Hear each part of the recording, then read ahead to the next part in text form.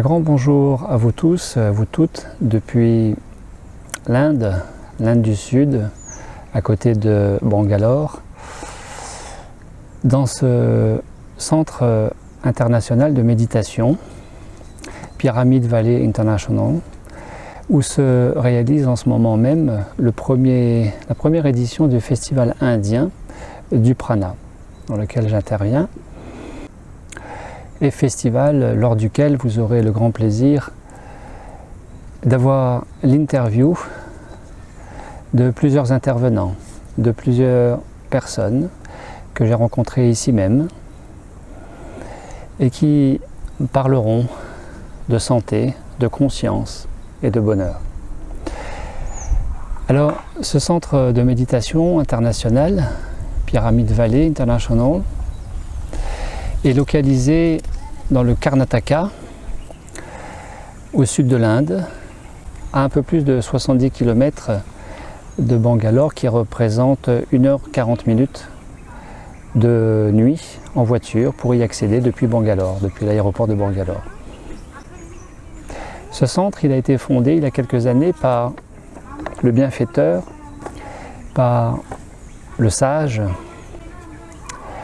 et l'éveillé Brahmarshi Pitamaha Patrisi, lequel s'est éveillé du fait de pratiques intensives de méditation et qui, en reconnaissance de ce qu'il a vécu de si bon, si beau dans son cheminement personnel, a construit ce centre, a financé ce centre qui est dédié à la méditation, à la santé, pour toutes les personnes et tous les groupes qui le fréquentent tout le long de l'année, dont le festival 2020, premier festival 2020 de la conscience pranique du prana indien. Derrière moi, vous avez une pyramide et c'est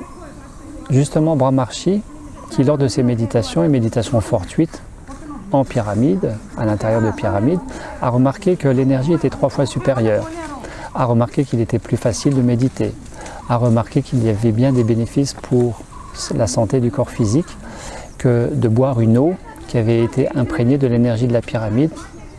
Bien évidemment, ces pyramides ne sont pas conçues de façon aléatoire, puisqu'il y a aussi une autre pyramide du même style qui a été construite à 30 km au sud de l'aéroport de Hyderabad. Et ces pyramides en fait sont reproduites sur le modèle de celles de l'Égypte, en respectant un angle d'inclinaison de 51 degrés et 50 minutes. Et ces pyramides sont aussi alignées sur les 4 points cardinaux, particularité importante. Ainsi, pour cette première vidéo filmée en Inde, je souhaitais m'adresser à toutes ces personnes qui s'adressent à moi par mail et me posent une question, leur concernant étant très personnelle. Le plus souvent, question autour de la santé, du processus pranique, de la pause alimentaire. Et qui, dans l'immense majorité des cas, 8 fois sur 10, pour ne pas dire 9 fois sur 10, dans l'immense majorité des cas, posent une question très courte, épurée du contexte, de leur contexte, et justement épuré de leur contexte, eh bien je ne peux absolument rien en faire et je peux que très difficilement y répondre, sinon que de renvoyer à ces personnes la question, mais décrivez-moi ce que vous vivez. Quel est l'objet de cette question? Dans quel cadre? Dans quel contexte vous concernant? Pouvez-vous préciser, détailler un peu plus les choses? Alors je voudrais simplement vous inviter, vous qui s'adresserez peut-être à moi prochainement ou à toute autre personne dans l'accompagnement de la pause alimentaire et pause alimentaire pranique, de ne pas faire justement comme cette personne qui il y a quelques jours m'envoie cette question, une fois encore très généraliste. La manifestation de la lumière du cœur peut-elle provoquer des problèmes d'estomac? Voilà, la manifestation de la lumière du cœur peut-elle provoquer des problèmes d'estomac? Alors, j'aimerais demander à cette personne, chose qui a été faite par mail, Quels problèmes d'estomac connaissez-vous? Est-ce que ce sont plutôt des accélérations ou des ralentissements des perturbations du transit à type de diarrhée, de constipation? Avez-vous quelques ballonnements? Avez-vous quelques reflux gastro-œsophagien? Est-ce que vous avez des douleurs précises? À défaut de quoi, c'est un petit peu compliqué à mon niveau. Cette même personne qui m'a renvoyé par mail que c'était dans le cadre de pratiques me concernant, donc de pratiques nourriture pranique ou de méditation pranique, j'imagine. Alors, est-ce que ça concerne le CD que je propose de méditation pranique? Et dans ce cas-là, laquelle en particulier de ces 8 pratiques qui sont dans le CD de méditation pranique, ça pourrait la concerner? Ou est-ce que c'est plutôt général, encore une fois, parce que cette personne a bénéficié de quelques pratiques d'anciens stagiaires qui ont pu faire une retraite avec moi et qui lui auraient partagé quelques contenus de ces retraites. Partager en théorie ou en pratique quelques contenus vécus lors de ces retraites. Alors, j'aimerais aussi, bien évidemment, retourner à cette personne, comme à vous tous, à vous toutes, que quand il s'agit de questions de santé,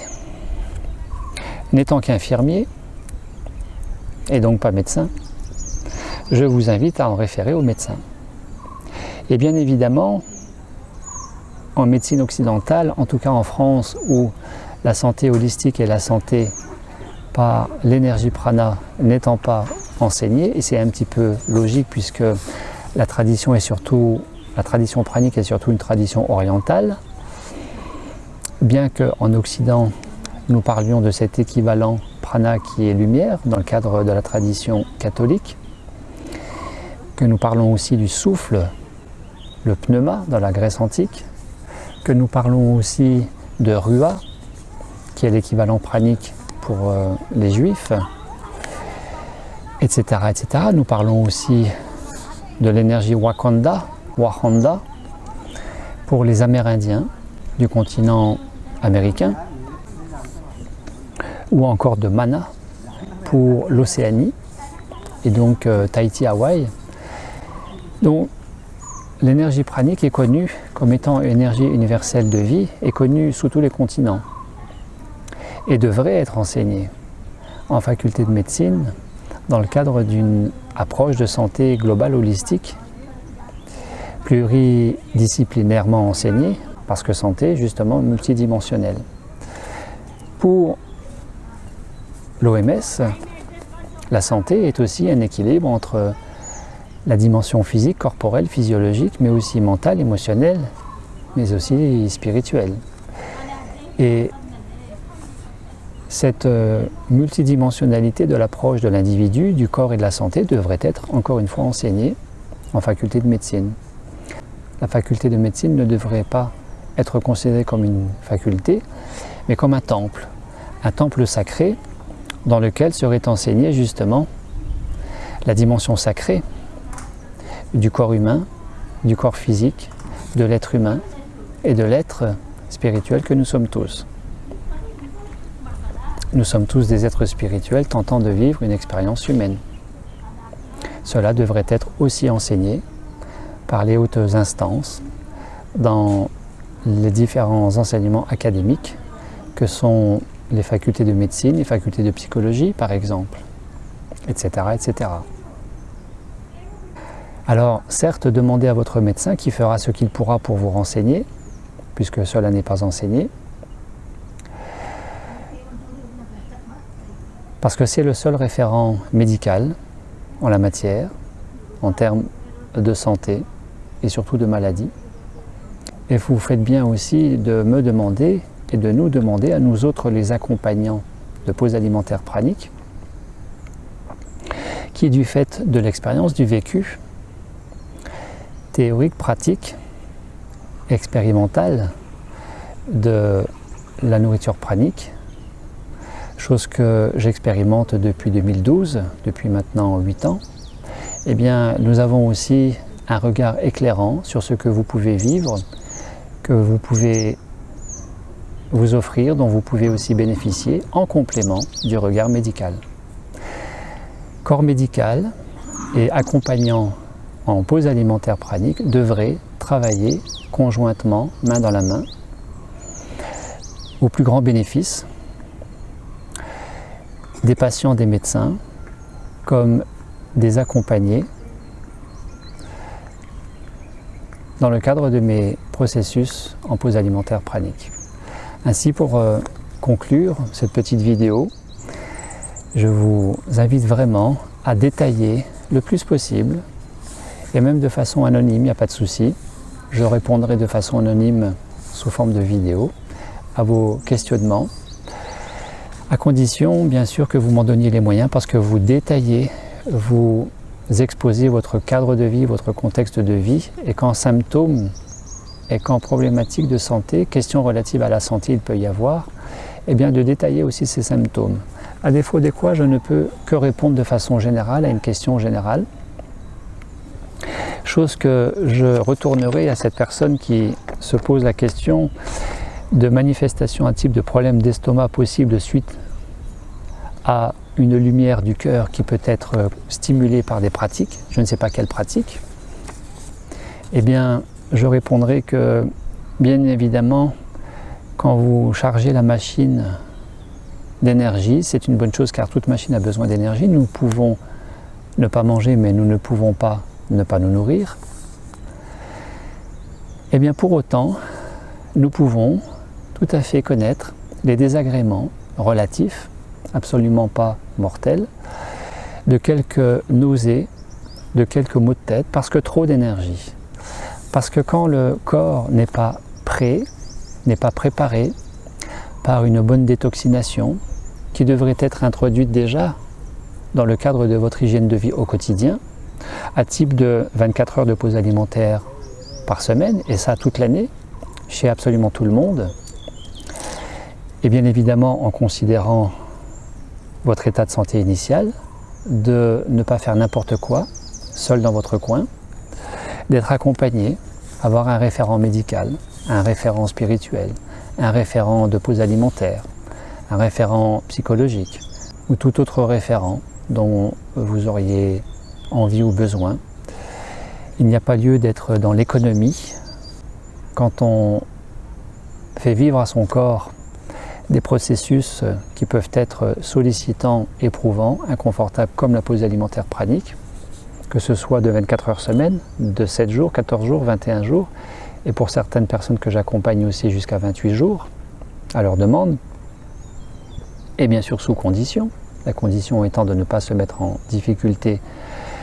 ni en danger, encore moins en danger avec son corps et son bien-être psycho-émotionnel. Eh bien, je vous invite à me contacter autant que vous avez envie ou besoin, par messagerie, pour m'exposer ce que vous vivez, qui sont autant d'enseignements aussi pour moi, et qui me permettent aussi de mieux accompagner les prochaines personnes, les prochains groupes qui me sollicitent dans le cadre de cette pause alimentaire qui n'en est pas une dans l'absolu puisqu'elle est pranique, c'est-à-dire que pendant que vous ne mangez pas de façon conventionnelle, eh bien vous allez être nourri de façon non conventionnelle par le matériau prana lumière, par le biais de ces pratiques que je réalise en groupe, qu'on appelle méditation, relaxation, visualisation, respiration, introspection, etc., etc. Assise ou dynamique. Voilà, je vous remercie et je vous dis à très bientôt.